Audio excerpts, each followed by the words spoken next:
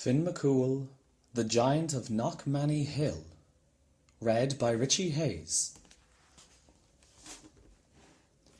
In olden times, when Ireland's glens and woods were still filled with fairies and leprechauns, giants too lived on that fair Emerald Isle. One of the finest of those big folk was Finn McCool, who was wed to the lovely great lass Una. They made their home on the top of Knockmany Hill. Now, as any good giant, Finn McCool had his work to do, so he was often away from home. Lovely Una didn't seem to mind, for there was plenty to keep her own hands busy, spinning, knitting, and even giving a pretty touch to their great house. Life was very pleasant indeed. One morning, when Finn McCool was busy working with his kin building a causeway to Scotland, the word came that Cuchulainn was coming.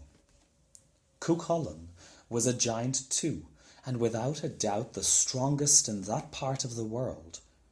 When he walked, the very earth trembled, and with one blow of his fist he had flattened a thunderbolt so it looked like a pancake. He was so proud of that feat that he kept the thunderbolt in his pocket to show all just how strong he was. Every giant in Ireland had been given a good beating by Cuchulainn. Every giant, that is, except Finn McCool. And Cuchulainn swore by the green that he would never rest day or night, winter or summer, until Finn McCool was added to his list. So far, Finn had been smart enough. He kept moving about whenever he heard that Cuchulainn was in the neighbourhood. But this time, Cuchulainn was sure to get him.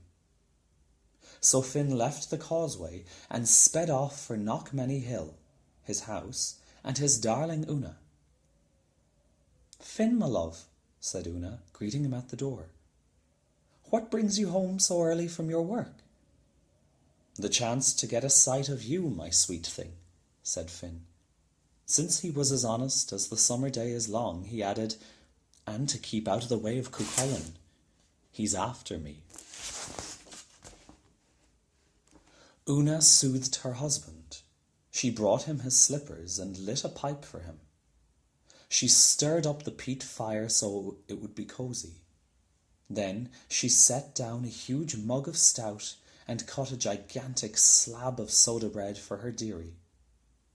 "Finn, husband of mine, enough is enough," said Una as gently as she could. "For years you've been hiking around from one place to another to avoid this Cuchulainn. Why, you even built our house high on this windiest of hills so you'd be able to spy him coming. You'll not get a moment's rest until you stand fast and face him." "Aye, I'll be getting plenty of rest if I stand fast and he knocks me down. I don't have the heart to face a man who can make a young earthquake just with his walk, and who carries around a flattened thunderbolt in his pocket just to prove his strength." At that, Knockmany Hill gave a little dance. "He's coming," said Finn, his face turning a fine shade of pale green.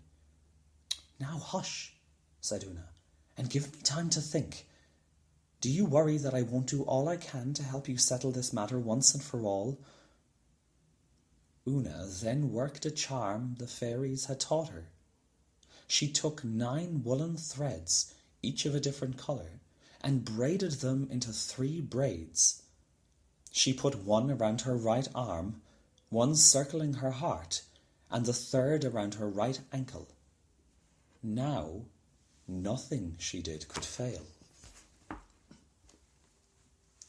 Next, she sent around to all the neighbours to borrow 21 iron frying pans. She hid them in 21 loaves of bread that she had baked on the fire in the usual way. She set them in the cupboard with some bread she had baked the day before. She then took a pot of milk and made it into a fresh wet cheese, and put it along with some white stones at the foot of the cradle she had made up. "Now, my darling," she said, handing Finn some baby clothes, "put these on and do everything just as I'm about to tell you. And remember," she said at the last, "Cuchullin's strength lies in the brass finger he has on his right hand. Now, quick, into the cradle, because I hear that man mountain at the door." "All right, woman," bellowed the giant at the door. "Where's that coward, Finn McCool, that I've been chasing after all this time?" "Well, well," said Una, with her sweetest smile. "Now isn't that a shame? Finn was off working on the causeway when some important family affair called him away, but he'll be home by tea time, so why don't you just come right in and sit down?" Poor Finn trembled in the cradle. "See this?" Cuchulainn said, pulling what looked like a pancake out of his pocket. "This was a thunderbolt until I caught it and flattened it.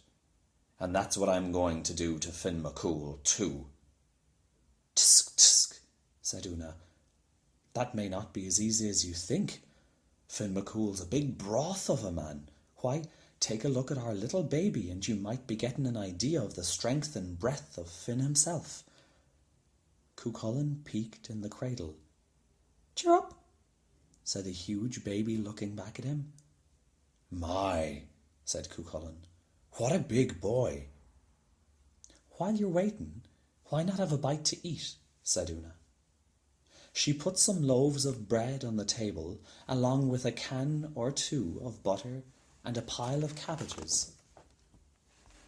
Cuchulainn, who was as much a glutton as he was a bully, popped a loaf into his mouth and took a huge bite right down on one of the frying pans.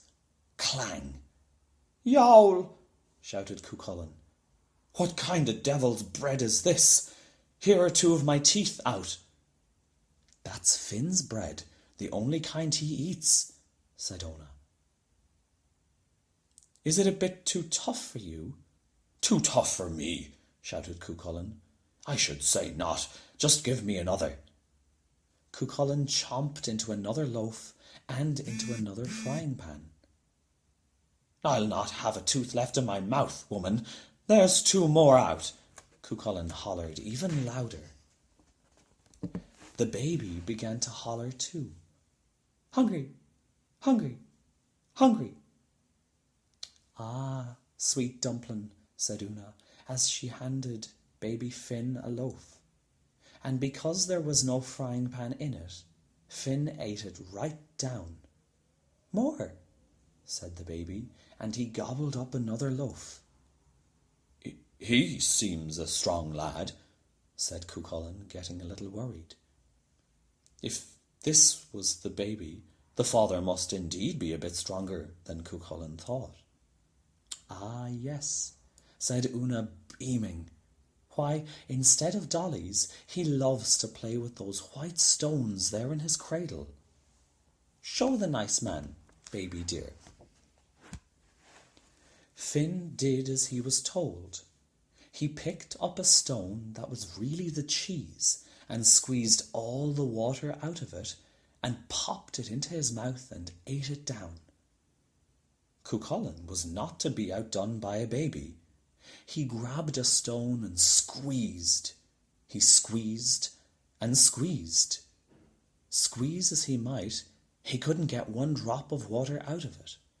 He popped it into his mouth, and with a chomp, there went the rest of his teeth. The howl that came out of him almost broke all the windows. When he finally calmed down, Cuchulainn said to Una, "What kind of teeth does that lad have? They must be made of iron. Let me see your choppers, baby." At that, baby Finn opened wide his mouth and Cuchulainn stuck in his brass finger, the very brass finger that was the secret of his strength.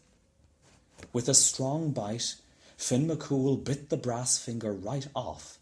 Then up Finn leapt and began to pound the daylights out of poor weak Cuchulainn. That was that. Out the door went Cuchulainn, never to bother anyone, let alone Finn MacCool again. "Tea's ready, my love," said Una, and Finn MacCool sat down with the best giant wife in the whole world, and they lived a long, happy life.